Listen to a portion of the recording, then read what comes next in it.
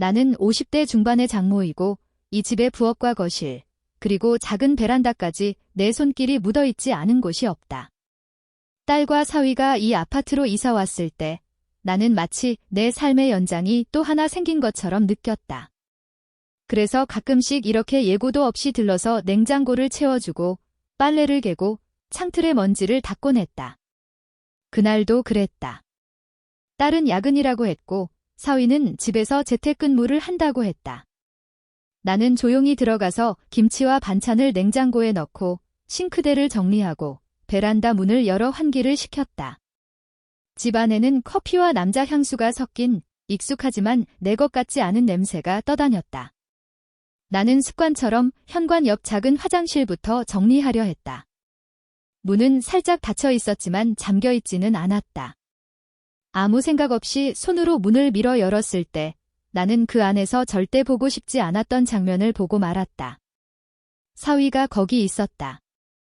그의 어깨와 목, 긴장된 팔의 움직임, 얼굴에 떠오른 일그러진 표정, 그리고 숨을 죽이려는 듯 가빠진 호흡. 그는 내 존재를 전혀 눈치채지 못한 채 혼자만의 은밀한 세계에 빠져 있었다. 나는 본능적으로 문을 다시 닫았다. 하지만 이미 눈에 들어온 모습은 지워지지 않았다. 심장이 한번 크게 쿵 내려앉는 것 같았고 얼굴이 화끈거렸다.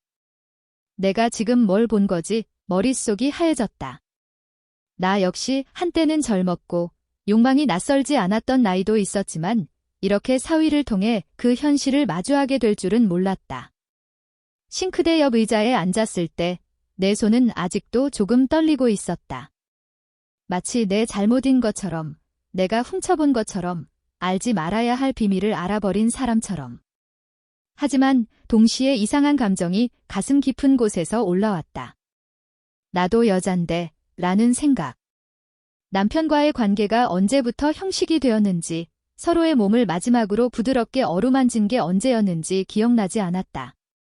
거울 속에 나는 주름이 들었고 허리는 조금 굽었고 어깨선은 옛날보다 넓어졌다. 하지만 내 안의 시간은 아직도 어딘가에서 멈춰 있는 것만 같았다. 사위는 젊고 건강하고 딸에게 선택받은 남자였다. 그를 처음 봤을 때 나는 나도 모르게 그런 생각을 했었다. 어쩌면 내 젊었을 때 좋아했을 만한 타입이었겠지. 그 생각을 한 뒤로 죄책감을 느끼며 잊으려고 했지만 완전히 사라지지는 않았다. 오늘 내가 본 장면은 그 묻어둔 생각들을 다시 끌어올렸다. 문 너머에서 물 내리는 소리가 들렸다. 나는 아무 일도 없었던 것처럼 행동해야 한다는 걸 알았다. 그러나 동시에 아무 일도 없었던 것처럼 넘겨버리기에는 이미 너무 많은 것을 보아버렸다는 생각도 했다. 사위가 화장실에서 나왔을 때 그는 약간 상기된 얼굴로 나를 보며 깜짝 놀랐다. 나는 눈을 마주치지 않으려고 애쓰며 괜히 싱크대에 수건을 접고 또 폈다. 그 순간 우리 사이에는 말로 표현할 수 없는 묘한 공기가 흘렀다. 그는 자신이 들켰다는 걸 직감했을 것이고 나는 내가 본 것을 부정할 수 없었다. 그날 저녁 집으로 돌아와 소파에 앉았을 때 나는 온몸에 힘이 빠져나간 듯 축 늘어져 있었다. 텔레비전에서는 나와 비슷한 나이의 여배우가 화려한 드레스를 입고 웃고 있었지만 내 눈에는 오히려 그녀의 눈가에 깊게 패인 주름이 더 선명하게 보였다. 나는 언제부터 내 욕망을 숨기는 데 익숙해졌을까? 사위를 보며 떠올린 부끄러운 생각들, 그리고 오늘 본 장면? 그 모든 것이 하나의 매듭이 되어 내 가슴 한가운데에 걸려 있었다. 이 상태로 사위를 대한다면 나는 매번 그 장면을 떠올리며 어색한 미소를 지어야 할 것이다. 그래서 나는 결심했다. 이대로 피하고만 있을 수는 없다. 내가 본 것을 부정하지도, 그렇다고 그것을 무기처럼 쥐고 흔들지도 않으면서 어른으로서, 이 집의 어른 여자이자 딸의 엄마로서 사위와 이야기를 해야 한다고. 하지만 그 대화는 단순한 훈계가 아니라 나 자신을 마주하는 시간이 될지도 모른다는 걸 나는 알고 있었다. 내 외로움, 내 나이, 내 욕망, 그리고 내가 여전히 누군가에게 선택받고 싶어 하는 마음까지. 침대에 누워 눈을 감자 화장실 문틈 사이로 스쳐 지나갔던 장면이 다시 떠올랐다. 그리고 그 위에 겹쳐지는 건 젊었을 때의 나와 지금의 나를 동시에 바라보며 미묘하게 흔들리는 내 표정이었다. 나는 그날 밤 늦게까지 잠을 이루지 못했다. 내가 내린 결심이 어디까지 나를 끌고 갈지 알 수 없었기 때문이다. 그리고 어쩌면 그 대화는 사위를 위한 것이면서 동시에 나 자신을 위한 것일지도 모른다고 어두운 천장을 바라보며 생각했다. 며칠 동안 나는 일부러 딸의 집에 가지 않았다. 전화가 올 때마다 피하지는 않았지만 최대한 짧게 통화를 끝냈다.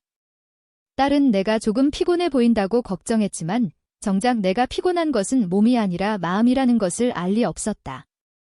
내가 보아버린 장면과 그 뒤로 꼬리에 꼬리를 무는 생각들이 나를 지치게 하고 있었다. 그 와중에도 일상은 계속되었다. 시장에 나가 채소를 고르고 집안 구석구석을 닦고 남편의 약을 챙기고 저녁이 되면 텔레비전 앞에 앉아 한숨 섞인 미소로 예능 프로그램을 바라보았다. 하지만 아무리 바쁘게 움직여도 어느 순간만 되면 화장실 문틈 사이로 스쳐 지나갔던 사위의 모습이 떠올랐다. 그때의 긴장된 어깨, 숨을 죽이려던 표정, 그리고 그것을 보고도 아무 말하지 못하고 문을 닫았던 나의 손. 나는 내가 어떤 사람인지 다시 생각하게 되었다. 나는 평생 남의 비밀을 지켜주는 쪽에 더 가까운 사람이었다. 친구들의 고민을 들어주며 말해주지 않은 것까지 눈치채면서도 굳이 끄집어내지 않았다. 딸이 사춘기 때 방 안에서 울고 나왔을 때도 이유를 다 알 것 같았지만 끝까지 묻지 않고 기다려주었다. 그런 내가 이번에는 스스로 마음속에서 사건을 키우고 있었다. 이대로 아무 일도 없던 것처럼 묻어두면 겉으로는 편할지 몰라도 내 안에 남은 찜찜함은 계속 자라날 것이다. 사위와 마주 앉는 식탁에서 나는 늘 눈을 피하고 어색한 웃음을 지을 것이다. 그 어색함은 언젠가 딸도 느끼게 될 것이고 이유를 알지 못한 채 불안해할 것이다. 나는 딸에게 그런 그림자를 남기고 싶지 않았다. 결국 나는 마음을 정리했다. 이 이야기는 어디까지나 사위와 나 사이에서만 끝나야 한다. 딸에게 말하지 않을 것이라는 사실을 나 스스로 먼저 확실하게 정했다. 그리고 그 위에서 사위와 단 한 번 솔직한 대화를 나눠야 한다고 마음속으로 여러 번 되뇌었다. 그 대화는 훈계나 비난이 아니라 함께 선을 긋고 지켜야 할 경계를 확인하는 시간이 되어야 했다. 약속을 따로 잡지는 않았다. 대신 평소처럼 반찬을 만들어 들고 가기로 했다. 자연스러운 방문처럼 시작해서 준비해온 말을 꺼낼 기회를 찾으려 했다. 하지만 마음속에서는 많은 문장이 생겼다가 사라졌다. 어떻게 말해야 사위가 수치심에 짓눌리지 않으면서도 이 문제를 가볍게 여기지 않을까? 나이든 여자로서의 나, 딸의 엄마로서의 나, 그리고 같은 인간으로서의 나는 서로 다른 방향으로 말을 끌고 가고 있었다. 딸의 집에 들어섰을 때 현관에 놓인 신발들은 조금 어질러져 있었고 거실 테이블 위에는 서류와 노트북이 어지럽게 펼쳐져 있었다. 딸은 아직 퇴근하지 않은 모양이었다. 사위만 집에 있는 듯 했다. 나는 반찬통을 부엌에 내려놓고 냉장고 문을 열었다 닫으며 평소처럼 행동하려 애썼다. 심장은 조금 빨리 뛰고 있었지만 손놀림은 최대한 자연스럽게 유지하려 했다. 사위는 거실에서 일하는 척하며 앉아 있었고 나는 일부러 시선을 길게 마주치지 않았다. 그렇다고 피하지도 않았다. 마치 아무 일도 없는 듯이 움직이면서도 내 안에서는 한 줄로 정리된 문장이 서서히 완성되고 있었다. 나는 언젠가부터 내 삶의 대부분을 다른 사람들을 위해 정리하고 다독이는 데 써왔다. 이번에도 마찬가지였다.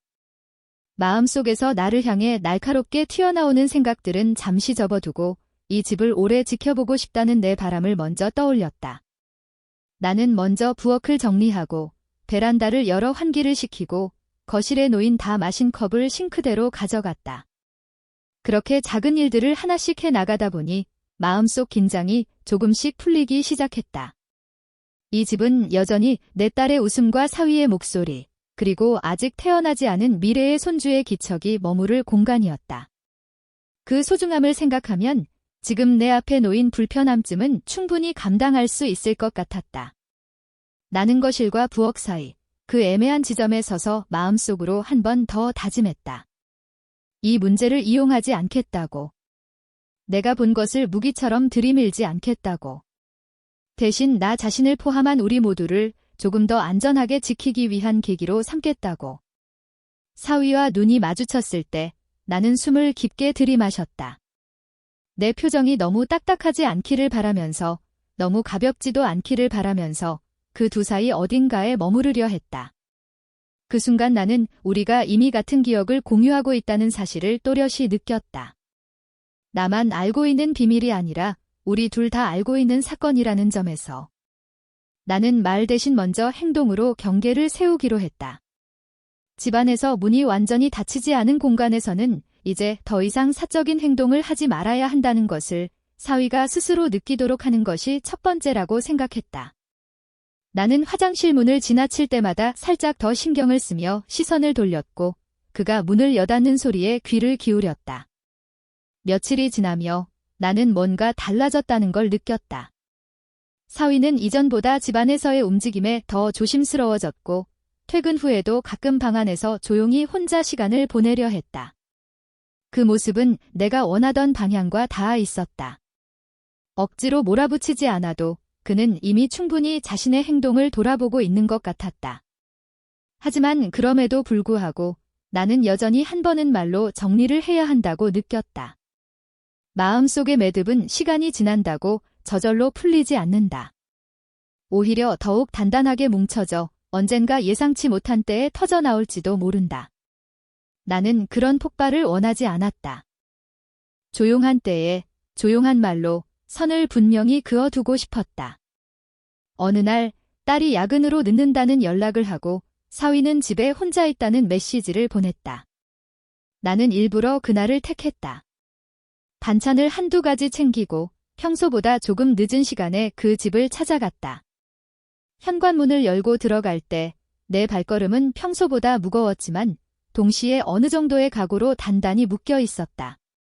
집 안은 조용했다. 텔레비전은 꺼져 있었고 거실 조명만 부드럽게 켜져 있었다. 사위는 소파에 앉아 있었고 내 발소리에 고개를 돌렸다. 그 순간 나는 우리가 서로 같은 비밀을 떠올렸다는 걸 짐작할 수 있었다.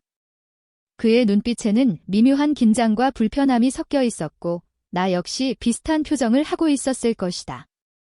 나는 소파 맞은편 의자에 조용히 앉았다. 그리고 마음속에서 수없이 되뇌었던 단어들을 천천히 정리하기 시작했다.